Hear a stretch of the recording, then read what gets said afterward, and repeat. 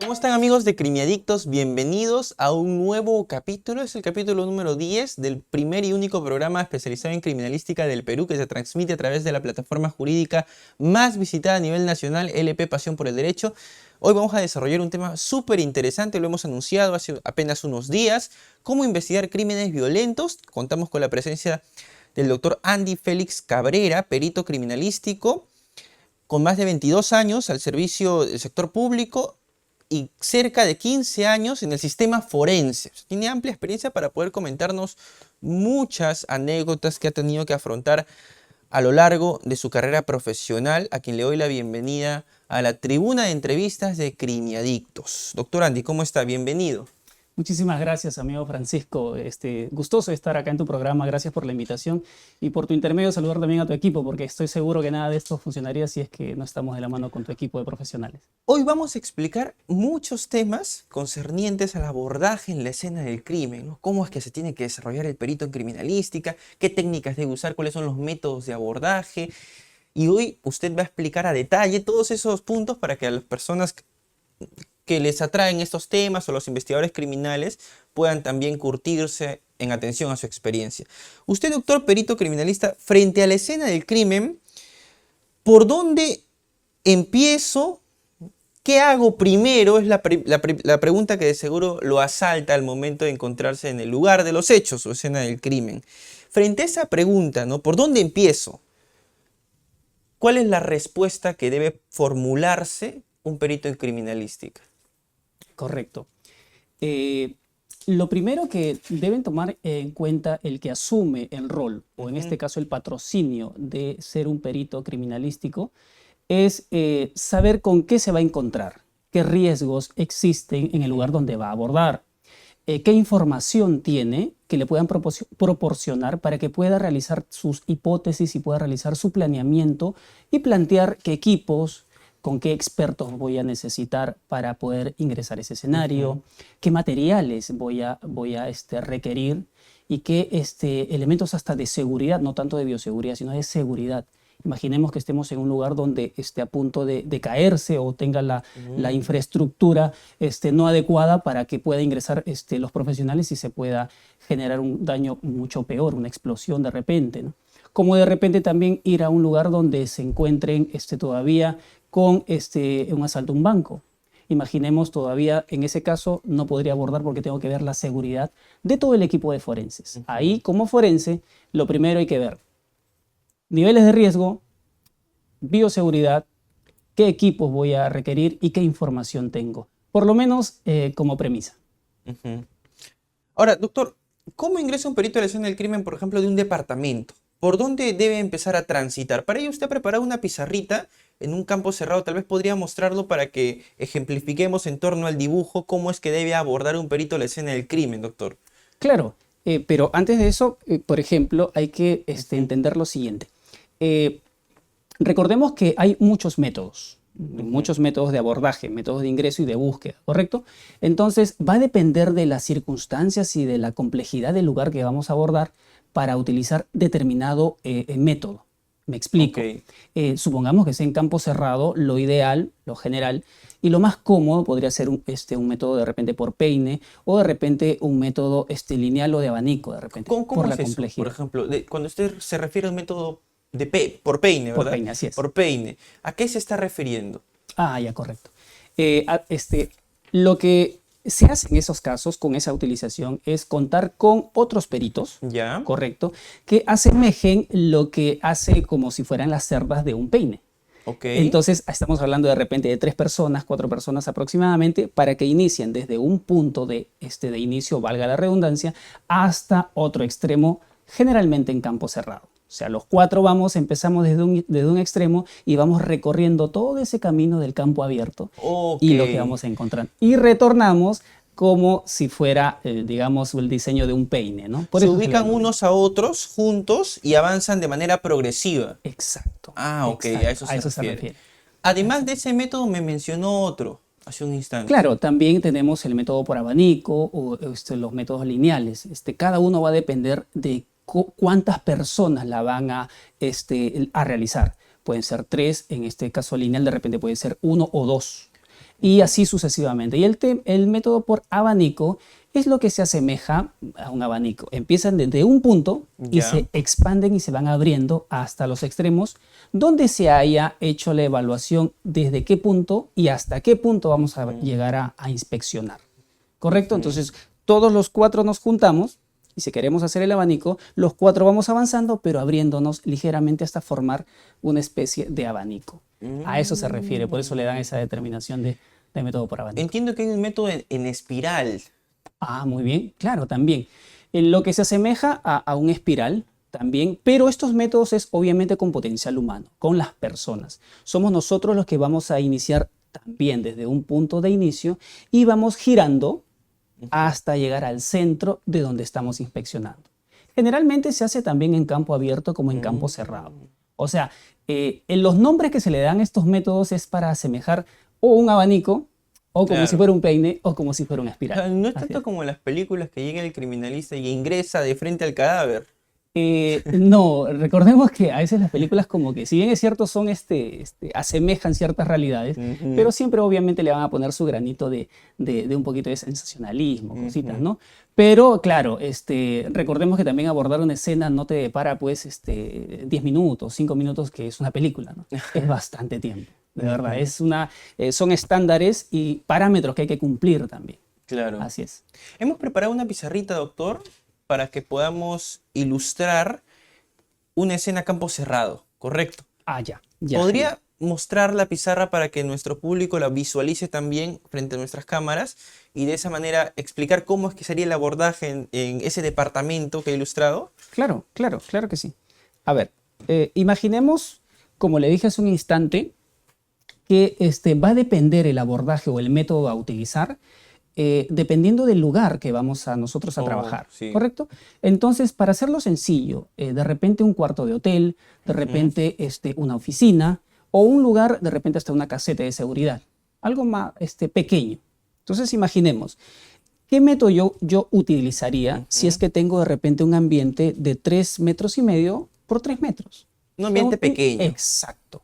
Entonces, cuando hay ambientes pequeños, lo recomendable es que si vamos a hacer un método por espiral, imagínense, acá está el mueble, acá está la cama, acá están los floreros, de repente por ahí algunas otras cosas. Y si yo me voy a poner a asemejar el tema del espiral, Claro. me voy a encontrar con todos estos obstáculos y no me va a permitir de repente desplazarme con total tranquilidad. Ujú. ¿Correcto? Porque me voy a estar chocando, impidiendo y limitando este acceso. Ujú. Entonces, acá el perito a la hora que va a ingresar va a escoger el método.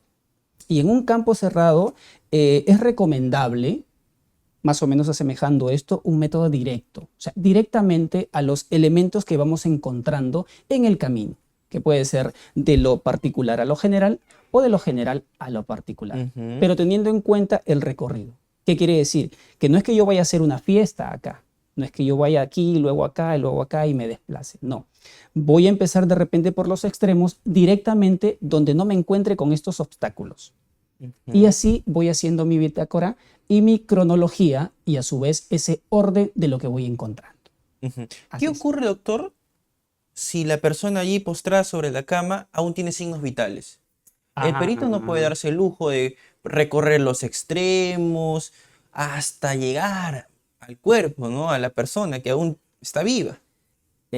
Claro, muy buena tu postura, pero acá vamos a partir de lo siguiente. No es que el perito no vaya a ver los signos vitales, acá son por fases, Ok. por etapas y por niveles, ¿no? Ujú. Entonces, cuando ya llega el perito a este escenario, es porque ya estamos hablando de un segundo nivel. Ok. O sea, estamos hablando de que ya se agotaron todos los medios. Ya se constató si estaba vivo Exacto. o no. Eso lo realiza el personal interviniente o primer respondiente, como también le conoce. ¿Correcto? Es aquella autoridad que va y verifica el hecho, toma conocimiento del hecho y dentro de todas esas funciones que él tiene que realizar está inalienablemente ver signos vitales cuando se trata de una persona. Entonces, cuando ya llega el perito, ya se ha hecho todo esto. Eso no quiere decir que el perito no lo haga. Cuando llega, también puede hacerlo o, de acuerdo a los protocolos, también es patrocinio de medicina legal. Los médicos legistas también hacen esa función cuando llegan. Muchas veces llegan los equipos en sintonía. Llegan de repente los peritos, los forenses y también llega el equipo de medicina legal. Entonces ellos también pueden ingresar a ver, pese que de repente por ahí lo haya hecho el efectivo policial o de repente el serenazgo o algún familiar, él se va a corroborar. Pero ese ingreso también es metódico, directo y regresar por el mismo lugar. Regresar por el mismo lugar. Exacto, es lo ideal. Ok, recapitulemos. Allí no puedo ingresar en espiral. Sí, por las No cosas puedo, tengo que entrar de manera directa. Es lo ideal, claro, es recomendable hacerlo de manera directa. Exacto. El perito debe ingresar con sus maletas, con su kit de trabajo a la escena esa que usted está mostrando. Buena pregunta, porque acá vamos a romper paradigmas. Ujú. Le explico. Dentro de toda la trayectoria o la modesta trayectoria que más o menos contamos, no voy a negar que cuando uno va a un escenario, generalmente lleva todos sus equipos. Claro. De acuerdo a algunos estándares internacionales, de acuerdo a las guías de buenas prácticas en el abordaje de escenarios criminales, no se permite que este espacio que requiere una investigación tanto forense como criminal se contamine con todo el equipamiento.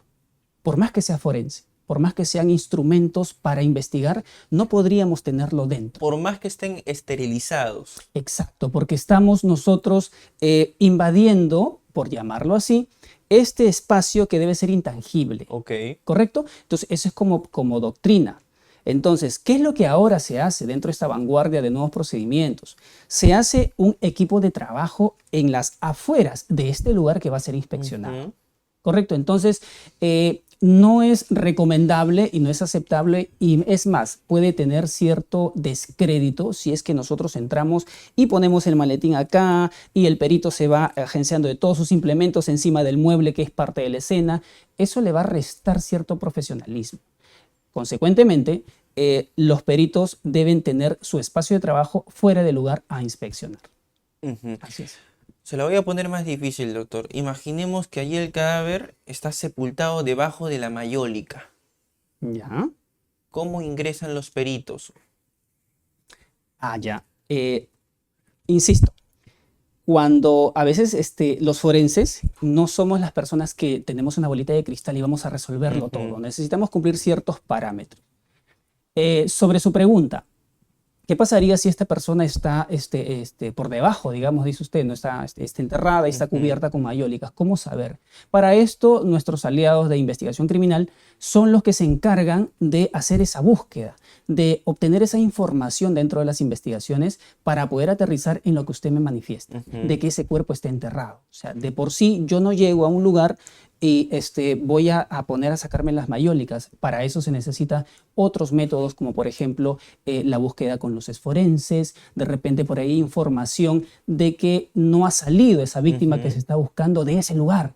Se traen a los canes, a los perros, los canes que van a hacer esa búsqueda, ¿correcto? Porque recordemos que una también de las especialidades vanguardistas que tiene la criminalística también es la odorología. Entonces dentro de ello también se utilizan a los canes. Cuando ellos detectan algo, es ahí donde ya interviene el forense. Y obviamente va a tener que hacer una búsqueda y se va a tener que sacar las mayólicas para encontrarlo después de haber agotado los medios, como le dije. De por sí, si usted me pone ahí, por el olor, de repente va a generar el que esté en ese lugar. Nosotros ya muchos hemos desarrollado digamos, esa familiaridad que hay con el olor, con la putrefacción de un cuerpo. Entonces, claro, o sea, imagínense, usted conversa con un forense, estoy casi seguro con la mayoría de sus invitados, y cuando han tenido contacto con cadáveres, ese olorcito es característico. ¿Y a qué huele? No podría decirle con exactitud a qué, pero es totalmente desagradable. Pero al margen de que sea desagradable, perdura. O sea, no es como cuando usted abre una bolsita de basura y huele no, está usted a lejos y va a estar porque nosotros tenemos pues estos vellitos en las fosas nasales y este olor se impregna de tal manera que hasta se puede quedar en tus prendas y tú vas a constantemente a seguir inhalando ese olor. Entonces ahí detectas que ese olor característico podría utilizar los canes para que haya algo sospechoso en este lugar. Pero es un olor distinto a cualquier otro. Claro, Claro, claro, eso lo podría explicar mucho mejor los médicos legistas, pero te digo por la experiencia, cuando he ido a lugares donde hemos tenido que hacer desenterrar cuerpos, ya llegando nosotros sabíamos y nos mirábamos con el fotógrafo, con los otros peritos, sí, porque no es lo mismo encontrar a un perrito muerto, un animal muerto, que a un ser humano. Por los tejidos, por todo lo que consumimos, emanamos un olor muy característico, a diferencia pues de un ave, de un can, de un gatito, ¿no? Una cosa así. Qué interesante, doctor. Ahora, imaginemos que el cadáver que usted encuentra sobre la cama ¿Ya? está cubierto con papel periódico, que es la típica, ¿no? Ya, claro. Cubren el cadáver con papel periódico, o algunos lo envuelven con frazada tigre. ¿Qué hacer frente a ese hecho? A ver, imaginémonos en este escenario. Partamos que eso es incorrecto porque contamina el cadáver. Claro. Imaginemos entonces que es un campo abierto y la gente le coloca. Si es que es mejor explicarlo en campo abierto, enhorabuena, ¿no? Imaginemos entonces que es un campo abierto. Ya, ok. En un campo abierto, en la Panamericana Sur, una vía muy transitada. Ya. La policía lo que hace es desplazar al cadáver a un costado de la vereda, ¿no? Para que no se genere una congestión vehicular terrible. Y lo cubren con papel periódico. ¿Qué hacer frente a ese escenario? Podría aventurarme a decir lo siguiente. Generalmente, o estoy casi seguro, que ninguna de las autoridades policiales podría hacer eso de mover el cuerpo y taparlo. Generalmente lo pueden hacer a veces algunos transeúntes, ¿no? Claro. Porque la autoridad conoce muy bien sus reglamentos, sus protocolos y sabe que no debe modificar ese cuerpo, ¿correcto? Y si está dentro de una carretera o está al costado donde puede impedir el libre tránsito, pues eso se va a preservar y van a hacer otros medios alternativos para que circulen las demás personas por otra vía y mantengan la intangibilidad de ese lugar. Entonces, pero imaginemos que lo haya hecho un ciudadano que haya visto que ha encontrado un cuerpo y lo tapa con periódico, con otras cosas. Si el primer interviniente, o sea, la autoridad que llega, obtiene esa información y ve que está con periódicos y todo lo demás, y obviamente ya vio que no tiene signos vitales, entonces esos elementos que han cubierto, digamos, el cuerpo, no se debería dejar. No se debe dejar en el lugar y solamente llevarse el cuerpo. ¿Por qué? Pensemos que han arrojado ese cuerpo, que le han dado algunos disparos y lo dejan en la vía pública. El taparlos, como dice usted, con una frazada, con plástico, con cartones, se va a adherir, se va a vincular, se va a comprometer, va a haber un contacto directo entre el cuerpo y ese material que se ha cubierto. Entonces, los forenses o las autoridades no podrían dejar esos elementos, digamos, ahí, porque es muy probable que haya habido un intercambio, de acuerdo a lo que dice nuestro precursor Lockhart, ¿no? Había un intercambio de evidencias. Imaginemos que dejemos la frazada y ahí pudieron haber llevado fibras, pudieron haberse llevado otros residuos de disparo y N razones, N cosas. Entonces no lo podemos dejar en ese lugar, por más que haya sido adicionado. ¿Correcto? Porque el desconocimiento de ese ciudadano no puede impedir la razonabilidad de las autoridades al momento de hacer una buena búsqueda de elementos de interés criminalista. Ahora, el abordaje no podría ser tampoco en espiral o el método del peine. ¿Cómo es que se aborda una escena como esa? En campo abierto a veces hay algunos autores que dicen que es menos complejo que campo cerrado. Yo, modestamente por la experiencia, le podría decir de que en campo abierto sustento, como dicen los autores.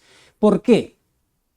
Por lo siguiente, cuando estamos, digamos, en la vía pública, estamos enfrentando otros daños colaterales.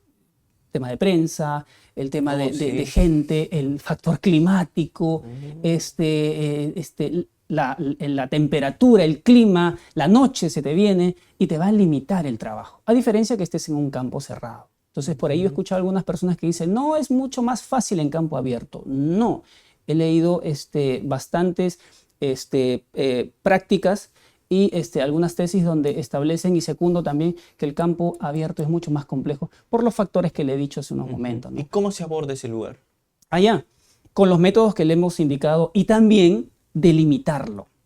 Pero esta delimitación, mi querido amigo Francisco, esta delimitación no debe solamente cerrarse en ese cuadrito que Esa cerramos. delimitación es lo que las personas ven en la escena, ¿no? Exacto, Cintas como estas. Exacto. Eso es la zona crítica. O sea, me explico. Cuando las personas ven que está aislada la escena, ¿correcto? Ya con los elementos físicos, o puede ser con cuerdas, o el protocolo de actuación de escena del crimen del año 2018 establece que puede ser hasta con sogas, conos, ¿correcto? Está aislando la zona crítica de la escena, o sea, donde está el cuerpo. Pero hay zonas adyacentes. Por eso se hace un segundo acordonamiento. Nuestro país está recién entrando en esa vanguardia por otras realidades en Latinoamérica. Entonces, cuando usted ve a partir de ahora el cuadro de la zona crítica, Claro. Además, se tiene que hacer una zona adyacente, ¿Dónde se tienen que ubicar los policías que llegan al lugar? fuera de la zona crítica. Exacto. Exacto. Yo he visto muchas veces que policías, incluso prensa, están, digamos que distantes del cadáver, pero dentro de la zona crítica, Sí. dentro del acordonamiento. Exacto.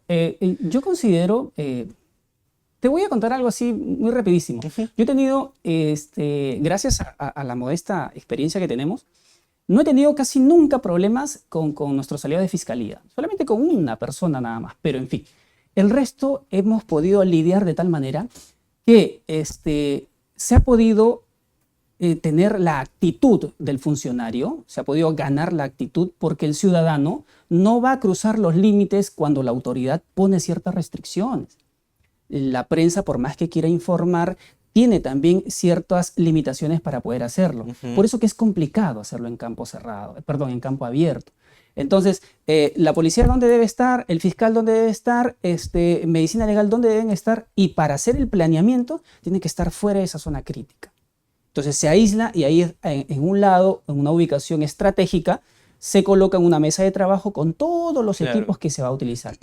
¿Y cuáles son los criterios para delimitar esa zona crítica? Así, Buena ¿es pregunta. mera intuición? No, buena pregunta. Hay literatura y doctrina que dicen entre 50 y 100 metros. Uno de mis manuales dice 100 metros como mínimo. Pero no es una regla, te comento, no es que sea una regla estandarizada.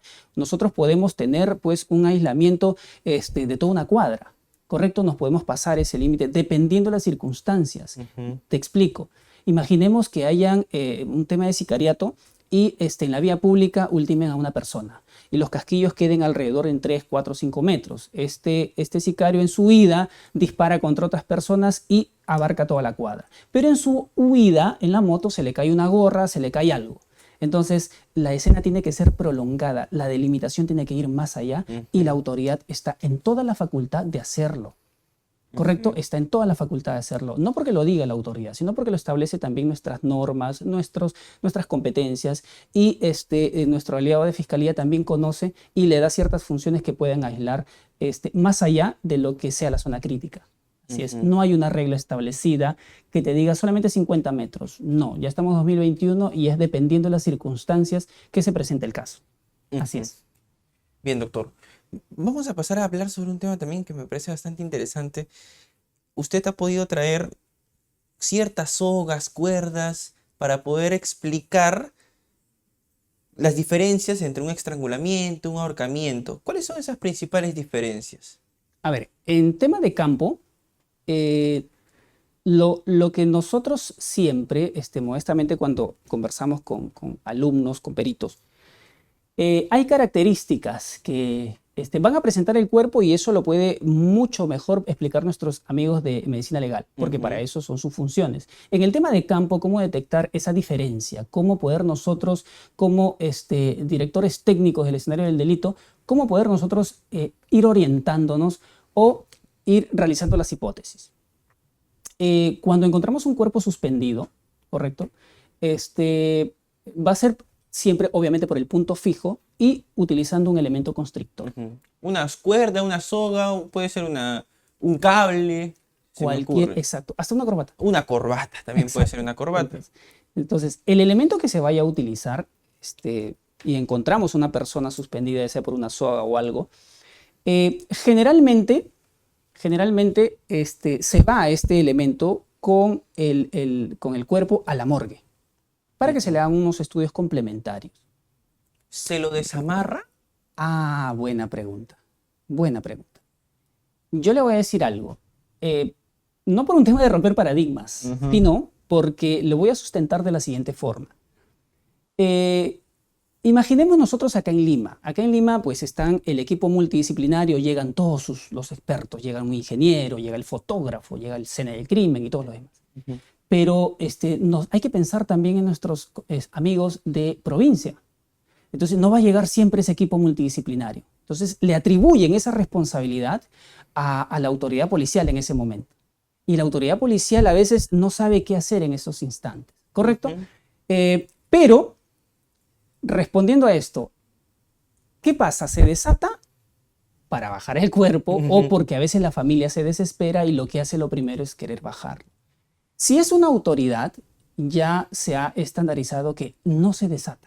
No se desata. Exacto. No porque lo digamos nosotros, sino porque estaríamos tratando de manera inadecuada este elemento constrictor.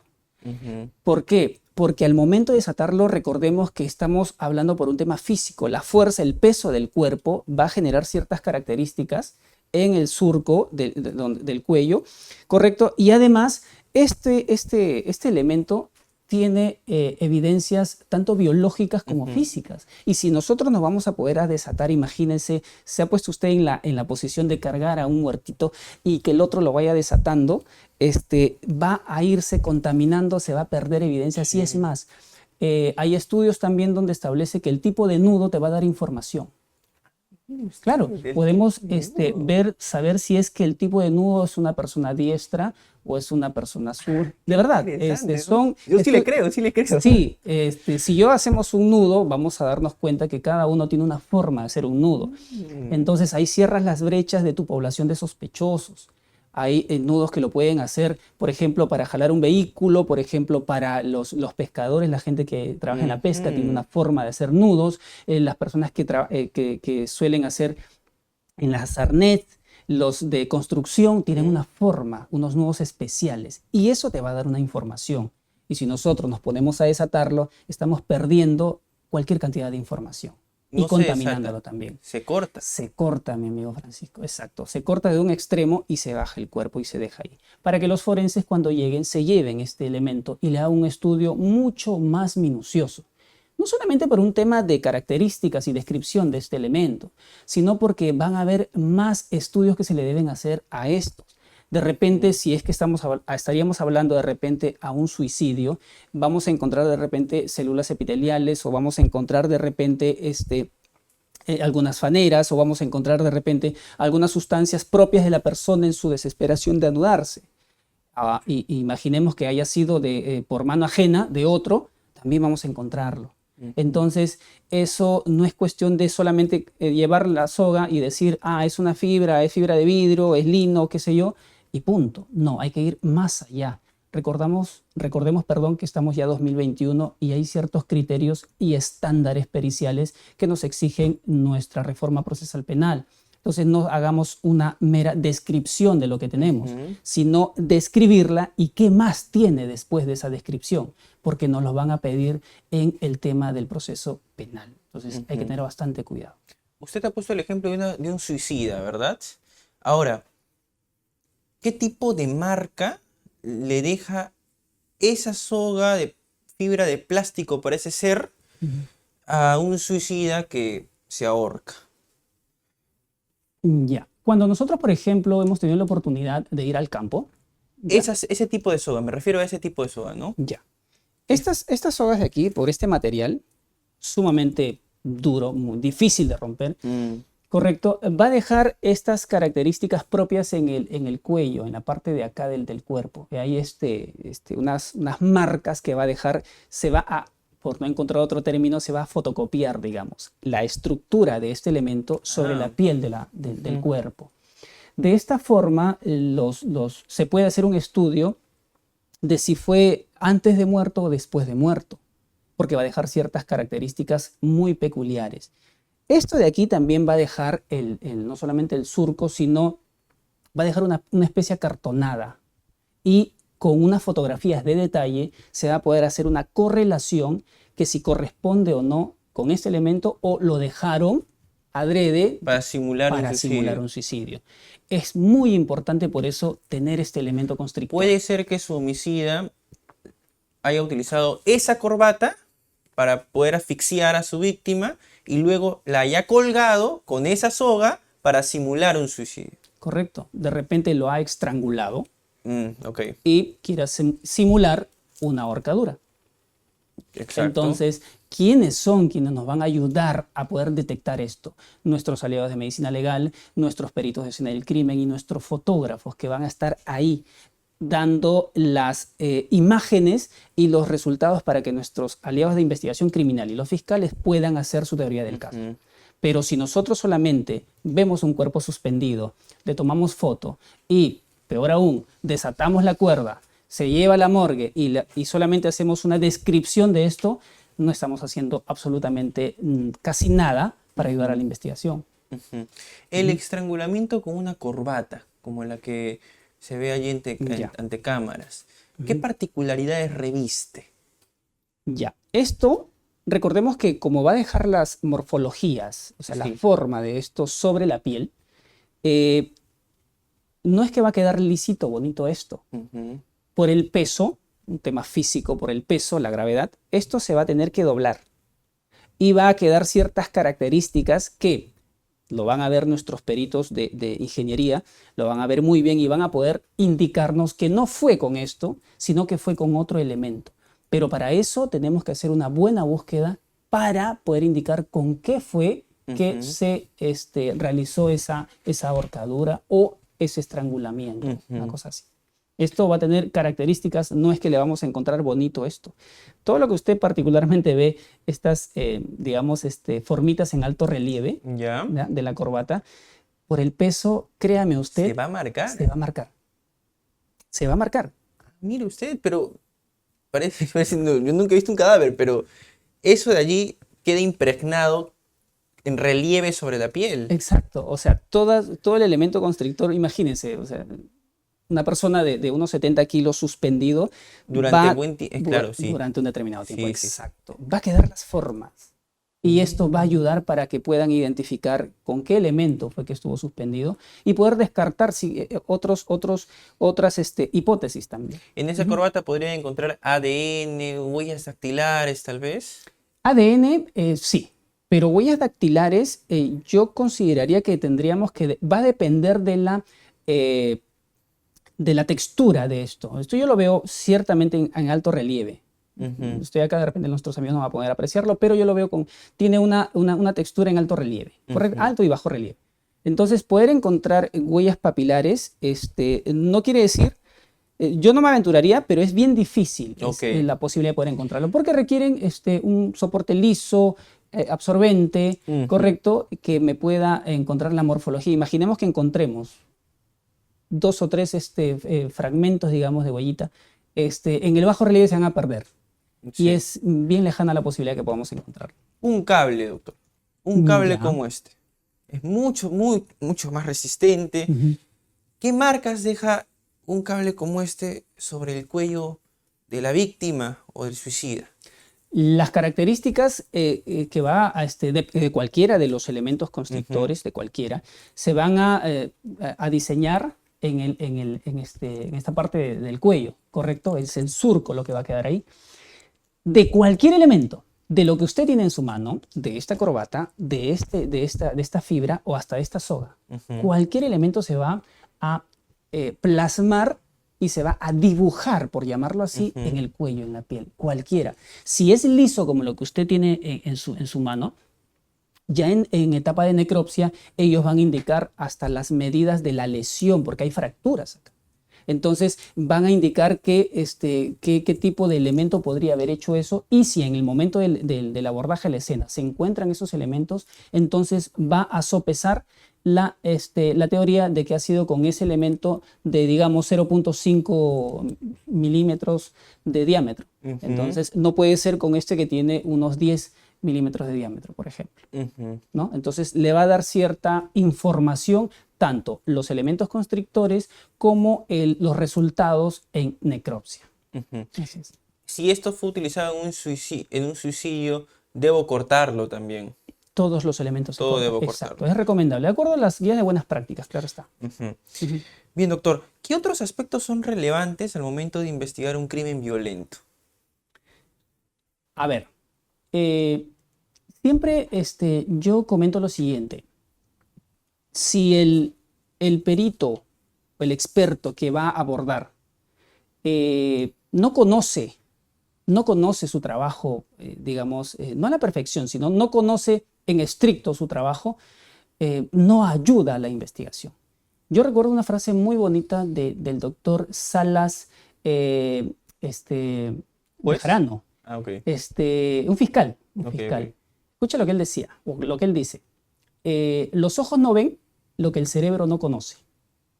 Ujú. Cuando yo escuché al fiscal hablar, decir esta frase, de verdad que me hizo reflexionar, porque si tú no conoces cómo abordar un escenario, no sabes qué es lo que buscas, no desconoces tus procedimientos, tus técnicas, tus equipos, no vas a ver las evidencias que están latentes ahí y te están avisando que las recojas. Ujú. Entonces, ¿qué es lo primero que debe hacer en crímenes violentos? Debe abordarlo un personaje que sea experimentado, para empezar. No podríamos abordar un escenario cuando tenemos a alguien que de repente recién está iniciando. Hay protocolos, hay parámetros que también indican que debe ir el más experimentado. Nosotros tenemos un manual, claro, el manual de criminalidad sospechosa, de criminalidad, de muerte sospechosa de criminalidad. Si memoria no me falla, creo que es el 2009 o 2010. Ujú. Correcto, un trabajo conjunto entre fiscalía y policía. Y ahí diseñan exactamente que debe haber un efectivo y de un experto, Ujú. ¿correcto? Para ambos aliados, tanto para los fiscales como para el personal que realiza la investigación. Entonces, si el que va a abordar no conoce y recién está aprendiendo, no garantizamos que sea un buen procedimiento criminalístico en muertes violentas. Ujú. Punto número uno. Entonces, punto número dos. Lo primero que tenemos que tener es abarcar la gran cantidad de evidencias que podamos acopiar del escenario para que sean procesados en el laboratorio. No podríamos en un crimen violento decir solamente se encontraron 3 evidencias, puede ser una soga, puede ser una ropa interior y por ahí una gotita de sangre. A estas alturas es muy lejana la posibilidad de poder determinar con certeza un caso. Tienes que tener la mayor cantidad de elementos para que puedas tú darle las herramientas a nuestros aliados de fiscalía. Si no, no se va a poder resolver un crimen violento. Delimito la pregunta, doctor. ¿Cómo investigar delitos sexuales? Ya. A ver, es uno de los casos más complejos de poder determinar. ¿Los delitos sexuales? Sí, es bien difícil esos casos, no solamente para los forenses y para los investigadores, sino para los jueces también. Es bien complejo este tipo de hechos. ¿Por qué? Porque en una persona adulta encontrar semen en la cavidad vaginal no quiere decir que es un producto de violación. No. Hay ciertos parámetros que tienen que secundar el hallazgo de evidencia seminal en la cavidad vaginal o anal de una persona. Llámese, en este caso, estando viva o ya si es ya un cadáver, ¿correcto? O sea, en personas adultas, porque obviamente en menores de edad totalmente diferente, ¿correcto? Ahí sí no podríamos aterrizar sobre esta premisa. Entonces, otro de los factores para poder investigar este tipo de crímenes es tener unos buenos resultados, tanto toxicológicos, resultados de las prendas, resultados del escenario donde se ha cometido el hecho, también por ahí no descartemos el perfil, el estudio psicológico, y de repente también por ahí algunas sustancias, bebidas, de toda una gama para poder establecer también por digamos, los exámenes ectoscópicos o los reconocimientos médicos a las víctimas para poderse establecer que ha habido abuso sexual. Es bien difícil porque puede venir una persona a decir, a denunciar un delito sexual y brinda para sus exámenes y se le encuentra semen. Entonces todo el mundo le puede atribuir a esa persona, ya la violaste, cuando de repente hay otras cosas. Pudo haber sido consentido de repente. Y nuestra reforma procesal exige tan en detalle cómo explicar las circunstancias de un caso. Pero si solamente tienes un reconocimiento médico, le estamos dando poco crédito a una investigación. Necesitamos que ese resultado sea de repente por ahí alguna sustancia que haya ingerido, una dopamina o algo así, o de repente cámaras de videovigilancia, de repente por ahí el perfil sexual del denunciado, ¿correcto? De repente tiene algunas inclinaciones y todo un estudio para poder determinar violación. Si no, mi amigo Francisco, es bien difícil este tipo de casos. Ahora, nos pregunta en la caja de comentarios, ¿una violación seguida de muerte cómo se investiga? Una violación seguida de muerte, ¿ya? Mire, cuando nosotros llegamos a ver a un cadáver, llegamos a un cuerpo, ¿correcto? Donde hay evidentes signos, por llamar así, por citar esta palabra, ¿no? De repente por ahí desnudo, de repente por ahí bebidas o signos de violencia, ¿correcto? No es que siempre deba estar, ¿no? Generalmente. Ya. ¿Cómo abordarlo? En primer lugar, es recomendable que se le haga el estudio con medicina legal en campo y complementarlo de repente en morgue. Le voy a explicar por qué. ¿En campo? O sea, en la escena. Claro, sí lo entiendo. Algunos dicen que todo se debe hacer en morgue. Ya. Pero acá hay otra cosa. No en todo nuestro país tenemos las movilidades, tenemos los vehículos que puedan transportar los cadáveres y las bolsas adecuadas para que se preserve todo el contenido que tiene ese cuerpo y poder ser recogido en morgue.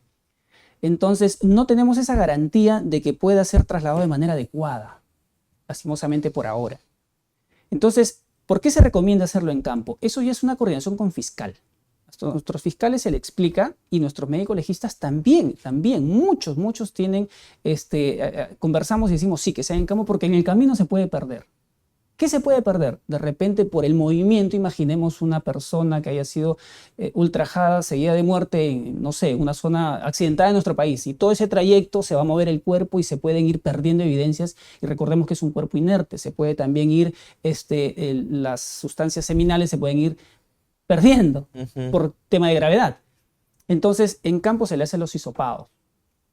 ¿Qué más se le hace a la víctima? El acopio de las prendas. ¿Qué más se le hace a la víctima? Ese estudio, esa búsqueda corporal de algunas lesiones, algunas mordeduras, alguna búsqueda y acopio en los cabellos, en el lugar donde se encontró, en la cama, en el piso, en el mueble, donde sea. Todo eso se tiene que acopiar. Siempre con las imágenes fotográficas que no deben faltar para de cajón. El acopio de las prendas, doctor, ¿en dónde se las almacena? ¿En dónde se las resguarda?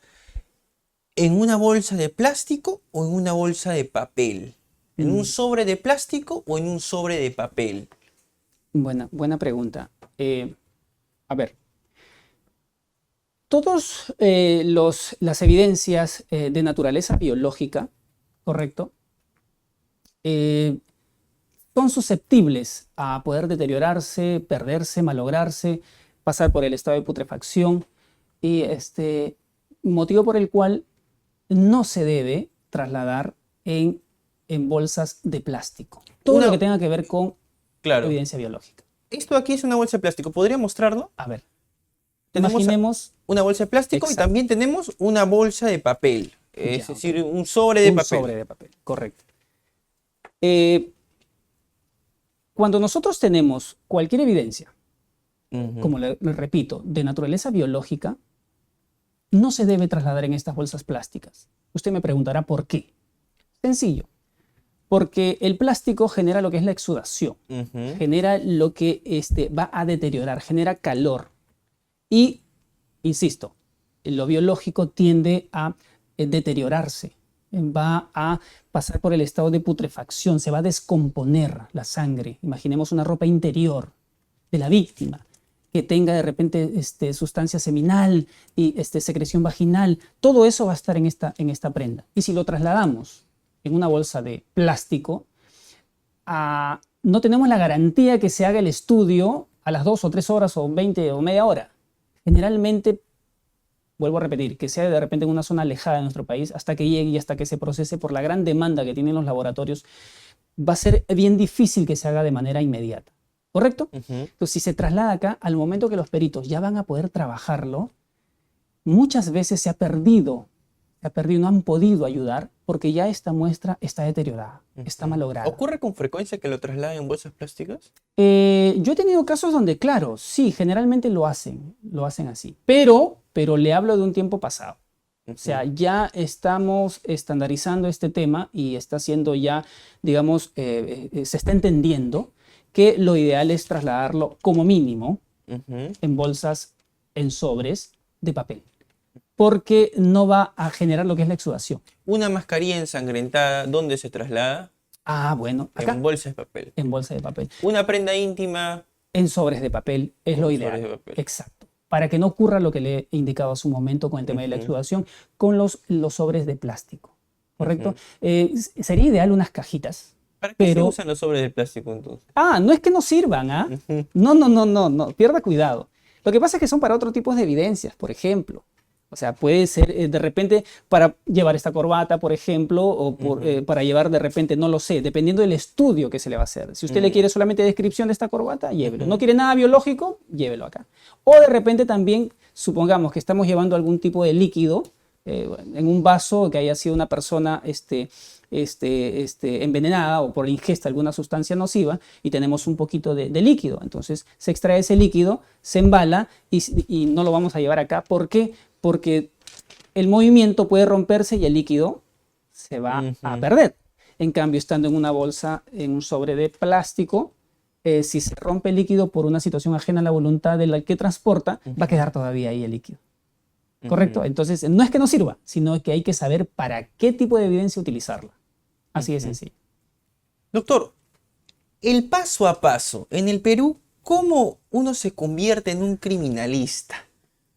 Paso a paso. Ya. A ver, recordemos lo siguiente.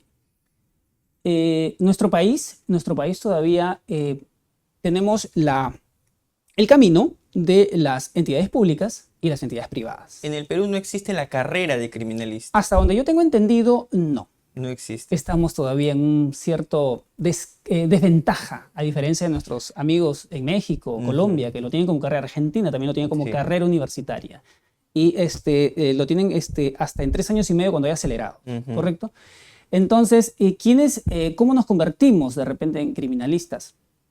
Uno es, o sea, por apostar por la línea de pericias oficiales, que está, de acuerdo a ley, a cargo de nuestros amigos del Ministerio Público y de la Policía, quienes son los encargados de las pericias oficiales. ¿Debo estudiar para ser policía o derecho? O derecho en fiscalía. No solamente de derecho, porque hasta donde tengo entendido, medicina legal tiene otros forenses también, ¿correcto? Entonces también tiene biólogos, tiene ingenieros, tiene otro tipo de profesionales que, de acuerdo a la norma, les atribuye también ese patrocinio. Entonces, cuando es para el sector público, o es por medio de fiscalía, o es por medio de policía, y por ahí también defensoría pública, también creo que se está teniendo esa gama para garantizar que los procesos vayan de manera adecuada. Como te dije al inicio, nuestra reforma procesal nos está exigiendo retos adicionales que tenemos la obligación de cumplir cuando somos de las entidades públicas. Estamos bien ceñidos a cumplirlas. Por esos mismos retos de cientificidad, de confiabilidad, se requieren profesionales de calidad, con ciertos perfiles. No cualquiera puede ser perito, claro está, ¿no? Siempre hay perfiles. En la policía, ¿cuántos años aproximadamente debo estudiar para convertirme en un criminalista? Bueno, cuando uno se presenta para realizar una especialidad forense, hay una entidad encargada de perfeccionarlos y de apostar por ellos, porque nosotros tenemos la ley 1219, que también tiene su reglamento de este año, de febrero de este año, que es el Decreto Supremo 01, donde establece las especialidades forenses atribuyéndole a la Policía Nacional, ¿correcto? Entonces, ellos estudian, ¿correcto?, como funcionarios policiales, llámese de oficiales o suboficiales, y apuestan por una especialidad que la misma institución les garantiza. ¿Oficiales o O suboficiales? suboficiales, por supuesto que sí. No es que solo los oficiales pueden ser criminalistas y los oficiales no, no No, existe ello. no, estamos, abarca todo, no hay ese tipo de situaciones. Los técnicos, los oficiales también son criminalistas en materia oficial, como entidades públicas. Y el Ministerio Público también. Ellos sí tienen que, pues, tener otra profesión, como los abogados, ingenieros, tienen que ser, por ejemplo, en caso de fiscalías, tienen que ser abogados para que participen del conjunto de profesionales y abordar una escena del crimen. Entonces, no solamente tienes que ser de escena del crimen, hay otras especialidades, puede ser balística, puede ser identificación, puede ser la grafotecnia y otras ciencias como la biología, química y todo lo demás. ¿Qué cursos se estudia para convertirse en un criminalista, doctor? A ver, ahora a puertas de esta vanguardia virtual, llamémoslo así, ¿no? De esta tendencia de la información, el conocimiento no tiene límites, ¿correcto? ¿Qué se estudia? Lo que se estudia, yo tengo entendido, acá en nuestro país hay casas de estudios, tanto universitarias como institutos, que te brindan esas especialidades, ¿correcto? Para que no lo hagas en la entidad pública, obviamente para que lo hagas en la entidad privada, porque el Código Procesal Penal abre las puertas también para las pericias de parte. Recordemos que es garantista, ¿no?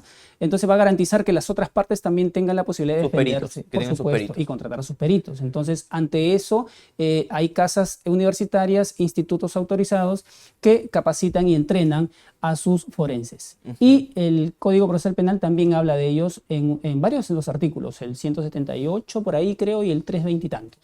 Entonces les abre las puertas a las entidades que realizan este tipo de técnicas. Así es. Entre los cursos que se estudian, balística, dactiloscopía, ¿qué otros cursos se estudia? Antropología, antropología forense. Hay muchos. O sea, recordemos que lo forense es muy amplio. Es bastante amplio. Y está entrando con nuevas tendencias también, obviamente para mejorar las investigaciones. Se lo pregunto porque a los jóvenes que terminan el colegio les encantan estos temas, doctor. Y usted lo debe saber perfectamente, ¿no? Por estas series que se han popularizado tanto y desean mucho ser criminalistas, pero se topan con la sorpresa de que en el Perú no pueden estudiarlo en las universidades. La pregunta que los asalta es, ¿dónde estudio criminalística para poder convertirme en un perito y poder abordar la escena del crimen? Claro, yo sí, lo que pasa es que también tenemos el efecto CSI, ¿no? O sea, ese efecto sí nos da esa responsabilidad, digamos, a los que estamos en sintonía con esta clase de actuaciones. Y a veces hay parámetros. Recordemos que nuestro país está sujeto a un Estado de Derecho y sabemos quiénes tienen competencias, funciones y atribuciones. No todos pueden ir a la escena. Exacto. A levantar el cadáver. Por supuesto. No es que nuestros amigos de repente digan, ya yo termino la universidad, quiero ser criminalista y quiero ir a la escena. No es así. Acá, por lo pronto, al menos en nuestro país no es así. ¿Correcto? Entonces, no es así porque hay las autoridades encargadas de eso. Eso no quiere decir de que estén limitados los jóvenes. Claro que no, ahí la institución policial también abre las puertas cuando hay asimilaciones para que también lleguen nuevos profesionales y estén en la línea de lo que corresponde al ámbito forense de manera oficial, ¿correcto? Y los que no, de repente también apuestan por otras casas de estudio. Decía hace un momento, México, Colombia también y Argentina tienen universidades que están haciéndolo online. Y las prácticas también ellos creo que tienen una forma de hacer algunas prácticas porque si el forense no está constantemente practicando, puede restarle profesionalismo al momento de que quiera secundar o rebatir cierto pronunciamiento oficial, ¿no? Entonces, un forense no solamente tiene que tener el entrenamiento doctrinario, tiene que también tenerlo en la práctica. Si no, mi estimado Francisco, de verdad que no estaríamos trabajando de manera adecuada. ¿Correcto? Entonces, se sopesan las dos. La doctrina y la práctica tienen que ir de la mano para poder convertirnos de manera adecuada como un trabajo criminalístico. Los chicos o chicas que deseen, pues anhelan, ¿no?, de manera apasionada, afiebrada, participar en la escena, en el levantamiento del cadáver, tienen que optar por una carrera policial. Exacto. O sea, todavía acá sí. tienen que enlistarse, digamos, en esta institución para que puedan ellos especializarse, porque recordemos que es una de las especialidades, de acuerdo a ley, que es la criminalística, y tiene las entidades encargadas de ello a nivel nacional. Correcto, pero como le digo, o sea, si quieres abordar, no cualquier persona, si seas perito de parte, vas a tener que entrar a una cena. No hay forma. Esos tienen unas competencias especiales que tiene cada entidad de acuerdo a sus atribuciones. O sea, no es que los desencante, sino es que hay que entender que nuestra realidad en nuestro país todavía no tenemos como carrera universitaria, ¿correcto? Nos preguntan en la caja de comentarios, ¿podremos ejercer al mismo estilo que CSI, doctor, en el Perú? Al mismo estilo de CSI. Miren, yo les voy a ser honesto. O sea, particularmente... ¿Es realmente así? Yo te comento, sí, pero va lo siguiente. De verdad, le digo con toda la honestidad del mundo. Si usted supiera cómo a nivel internacional le dan ese galardón a nuestros investigadores, a nuestros forenses peruanos, es bien marcado. De verdad, nosotros hay extranjeros que hacen cursos acá. Sí, no, de verdad. Entonces, cuando hemos tenido la oportunidad de ser entrenados por otras realidades extranjeras, como en Estados Unidos, Inglaterra, Colombia, ellos admiran mucho el trabajo forense que se hace acá y los investigadores. Parecerá mentira, pero si conociéramos la realidad de ellos, nosotros a veces hacemos cosas, le ponemos tanta pasión al trabajo para poder llegar a establecer una verdad, pero lo que nos juega la mala pasada, o digamos es el talón de Aquiles, es el tema tecnológico y muchas veces también el tema de entrenamiento constante, ¿sí? Pero después el potencial humano, mi amigo Francisco, es de verdad que para sacarse el sombrero. Se resuelven casos con a veces muy poca logística y lo pueden decir mucho mejor también nuestros amigos de Fiscalía, nuestros amigos a nivel nacional. Hay un informe que también hizo en el 2018, no sé si el Poder Judicial de Amazonas hizo un informe acerca de encontrando ciertas falencias en el tema criminalístico, es público, ¿no? Pero hasta esta actualidad se hace bastante esfuerzo con las pequeñas limitaciones que tenemos. Pero el efecto CSI obviamente tiene más tecnología que la que nosotros, pero eso no quiere decir que reste potencial humano, no resta potencial humano. Ahora, también existe el proceso de asimilación a la Policía Nacional del Perú, que usted mencionaba hace un momento. ¿Un estudiante de biología puede convertirse en criminalista bajo el proceso de asimilación? Un estudiante. Perdón, un biólogo. Ah, claro. Un biólogo. O sea, a ver, para más o menos entender lo siguiente, hay profesionales, tanto de biología, los químicos, ¿no? Laboratoristas, profesionales que salen de determinadas casas de estudio. Ellos pueden ejercer su trabajo en cualquier entidad privada, qué sé yo, como, ¿no? Pero cuando se convierten en forenses, cuando su especialidad, su experticia, su conocimiento lo van a exponer, explicar y pronunciar en un tribunal. Por eso se convierten en forenses. Entonces, si usted, por ejemplo, es un biólogo con su título y reconocido y acreditado y apuesta por las fuerzas policiales, entonces va a llegar a trabajar y se va a especializar en ese ámbito forense porque lo que usted estudió lo va a secundar y a sustentar en etapa judicial. De hecho, entonces, hasta los odontólogos pueden convertirse en forenses. Sí, hay odontología forense, que es una especialidad. Por supuesto. Los químicos forenses, es decir, estudian la carrera de química en sus respectivas universidades y luego se especializan, correcto. Esta también es una opción por la que podrían optar los seguidores de esta transmisión. Exacto. O sea, lo que pasa es que también nuestra población tiene ese hambre de poder resolver las cosas. Todos los seres humanos tenemos siempre digamos, esa postura de poder llegar a la verdad. Y bajo ese principio, esa pasión que uno le pone por esclarecer algo, es que te apuesta tu profesionalismo para que sumes a un trabajo de investigación. O sea, la criminalística es lo que le va a dar el sostenimiento técnico y científico a cualquier investigación. ¿Correcto? Entonces, siempre escuchábamos acerca del binomio, ¿no? Policía y fiscalía. en esta nueva tendencia, de nuevo, con estas nuevas vanguardias, tanto tecnológicas como procedimentales, ya estamos hablando de repente hasta de un cuarteto. ¿Y cuál sería ese cuarteto? Sería fiscalía, policía, pesquisa, perito. Entonces, son varias fuerzas las que van a poder, si trabajan cada uno dentro de sus parámetros establecidos, establecer una verdad, mi amigo Francisco. ¿Un abogado puede convertirse en criminalista de escena del crimen? Es decir, no asistir al levantamiento del cadáver en calidad de abogado o en calidad de fiscal, no, sino asistir como criminalista. ¿Es posible eso? A ver, sería al revés. O sea, me explico. Dentro de los perfiles, yo sostuve en una oportunidad que para poder gozar de un buen perfil profesional para los que realizan función en la escena del crimen, como es el director técnico, en este caso el perito de investigación de la escena del crimen, tiene que reunir ciertos requisitos, ¿correcto? Tiene que reunir, uno, el tema de liderazgo, porque así lo establece el manual, ¿correcto? Tiene que tener dominio y tiene que conocer también el tema jurídico. ¿Por qué? Porque no que sea abogado, digamos, sino que conocerlo para que esté dentro de los estándares de la legalidad y legitimidad para obrar en su función. Si el experto de repente desconoce un poquito de normas, puede tener cierto descrédito, falencias en el trabajo, porque puede que en su afán de investigar irse por algo que no esté dentro en el marco de lo que establece no solo las normas, sino la doctrina, le puede quitar cierto peso a la investigación. Entonces, si un perito de escena del crimen se convierte en abogado, pues sería ideal.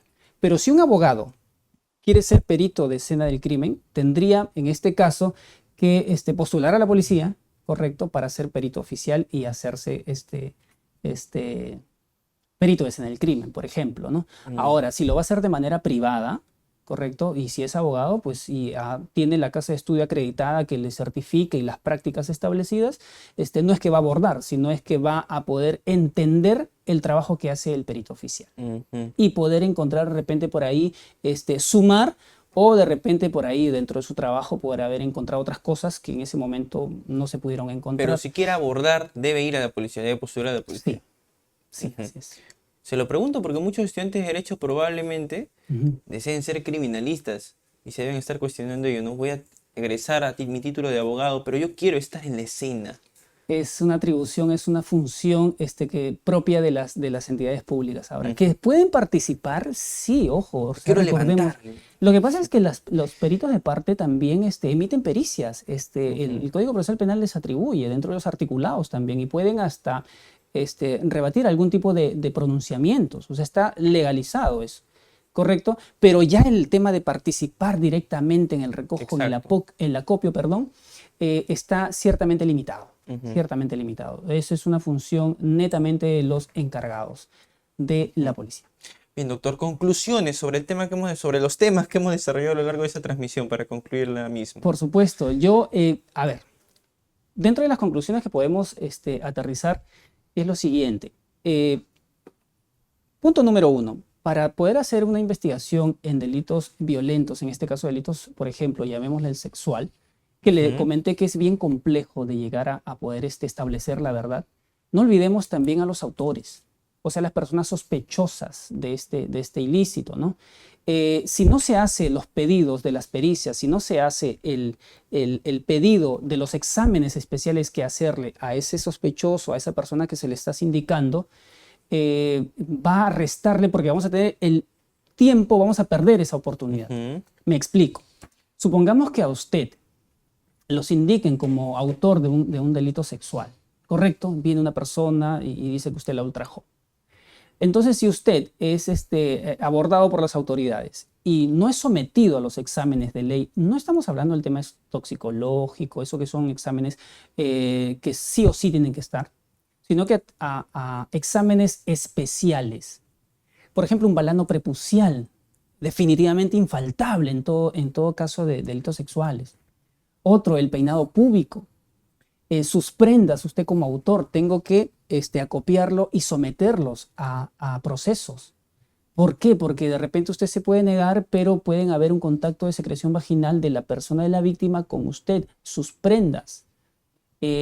Someterlo a otros exámenes. No puede ir usted con las mismas prendas que los indiquen, con que digan, por ejemplo, que con esa vestimenta que estuvo, me ultrajó, me violó, y con esas mismas prendas está pasando por todos los caminos, está yendo donde el juez, está yendo donde el fiscal, están tomando. O sea, si eso es evidencia, estamos maltratando la evidencia, ¿correcto? Es como a veces hay casos en provincia donde dicen los padres, los tíos, los fulanos, las personas cercanas ultrajan a veces a su víctima en el entorno familiar.